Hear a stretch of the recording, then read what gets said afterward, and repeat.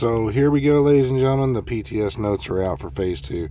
And honestly, I'm not going to lie. This is probably the best PTS update news that I've seen out of almost all the PTSs. Now, again, I'm not going to be playing this one. I don't play it because, again, honestly, there's no point in this PTS or playing those because still the devs are going to choose what they want. And there's even parts of that in here, which I'm going to show y'all, that the devs just do what they want to do and mess up certain things for certain players. Everybody was expecting the holster, and that's the number one, is everybody was going to love the holster the way it was, because I mean we basically have the Badger Tough one, which gives the magazine capacity, and now they go and revert this and now give you basically a Walker holster.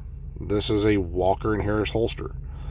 Now that's not a bad thing either, because now you can actually get some skill haste, take the Walker and Harris off of wherever you have it on your build, put that on and get some actual skill haste. So it's probably still going to be the best in slot for that section, and then you just move the Walker and Harris around as you need on your build, and boom, you're good. So let's get into some of these patch notes, shall we? So first off, we already know what the time and the date and everything, all that is. We're going to go over the brand set again. They're basically changed the 3-piece set from ammo capacity to magazine size.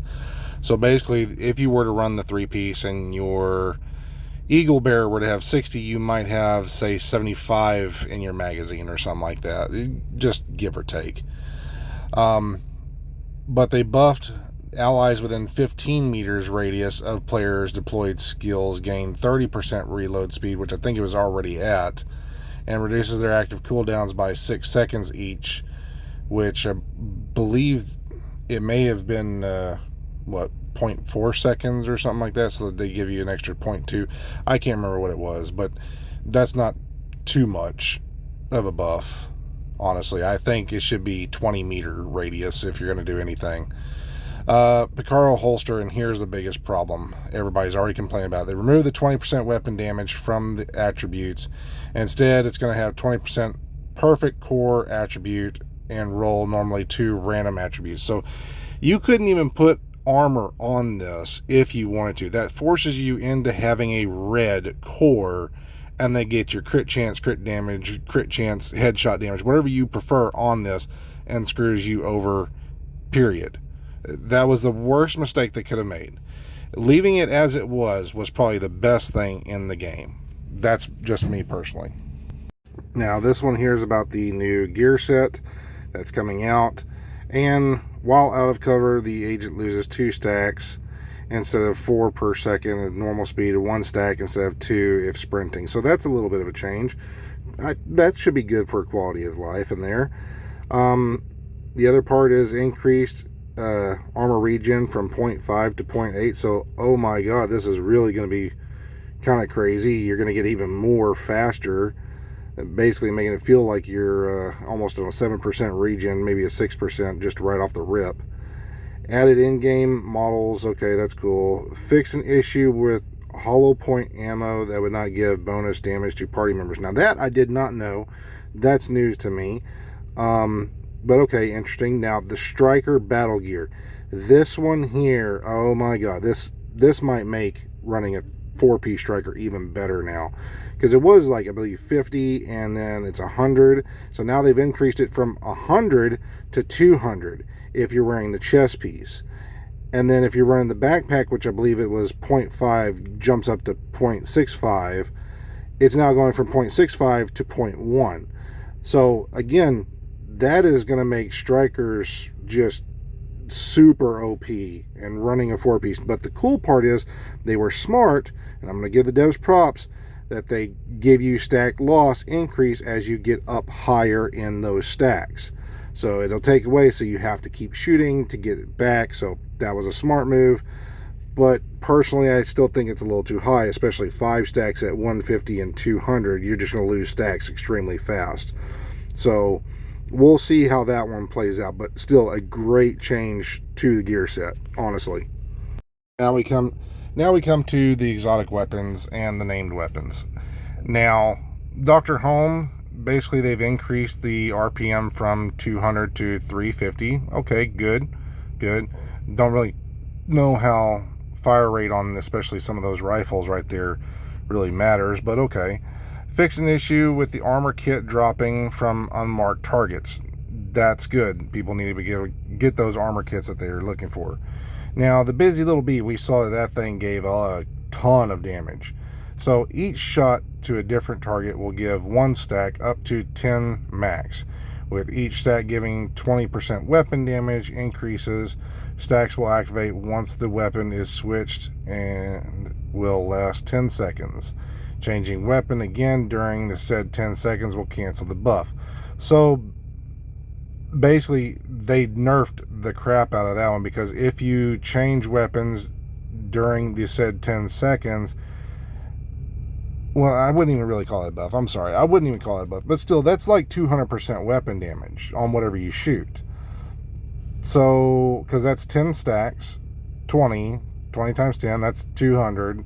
So you could potentially get, if you shoot 10 different objects, get that. So, okay. But the lefty shotgun, because everybody was calling for a nerf, nobody realized it except for me and a few other people that I started to notice after I made my video, that the values were for the mop. And they changed it to the ACS. So yes, it was too powerful, but they forgot that they left it as a mop. And they changed the RPM and magazine size. So yeah, it wasn't a nerf. They didn't really nerf it.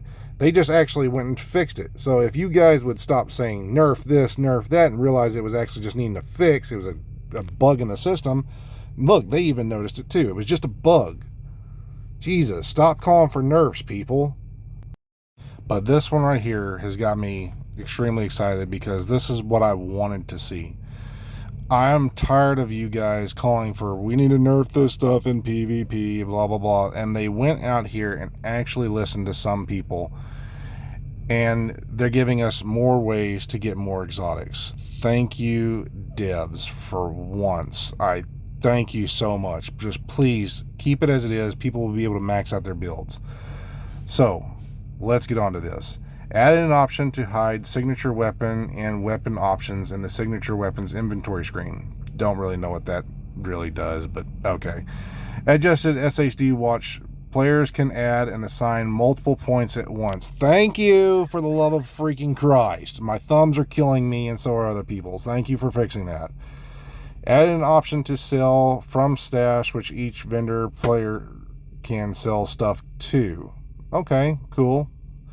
Starting from World Tier 5 and above, exotic components will now have a chance to drop from control point chests, starting from alert level 3 and DZ chests. So basically, cool, we open those chests, we can start getting more exotics. Does that also mean that the bosses themselves? Okay, we'll get into that later, because it also says NPCs.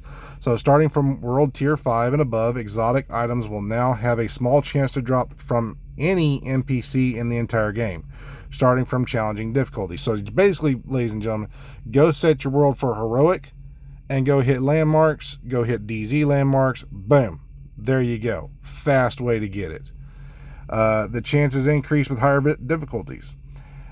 Drastically reduce the log-off timer for hardcore characters from 30 to 2 seconds in order to reduce instances of players finding their hardcore characters dead after a crash or disconnect.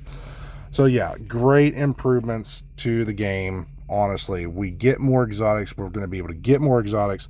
It just means you're actually going to have to farm. So the PvP players, you're going to have to farm landmarks, or kill players who have been farming landmarks. It's a great win-win for both parties. So in short, ladies and gentlemen, my last bit of all this is, these are the best changes I have seen. But again, all y'all who cried nerf, you didn't even realize that the gun in people's hands looked like the mop. It wasn't just, hey, when you look at the gun, in their slot, that it looked like a 612. It actually looked like that in their hands. The devs realized that it wasn't even an ACS 12. If you guys would stop just jumping on the nerf this bandwagon, you would see these kinds of changes. Just like the efficiency or the expertise system. that they're trying to take away because players are like, well, it's too bad. They literally just gave you a way to get more exotics now. Literally anybody. Like, if there's a player in the dark zone who's farming landmarks, you go in there and you kill them and you take that away from them. Or if you're in the landmarks on PvE side, you can now farm landmarks. It gets you away from Countdown to actually go farm these things to get your exotics. They have given you these good things. So this is going to be the first time you actually hear me say this out loud. Devs, you did a great job. Thank you so much. Appreciate it. You actually listened to some of us players and some of us content creators who are voices for these other players who are screaming these things. Thank you very much, devs. I appreciate that. So now the fight still continues is don't take away the efficiency system. Let us test this out. Let us use this and see how it does. Stop trying to nerf and take things away from players. Let us test it. Please.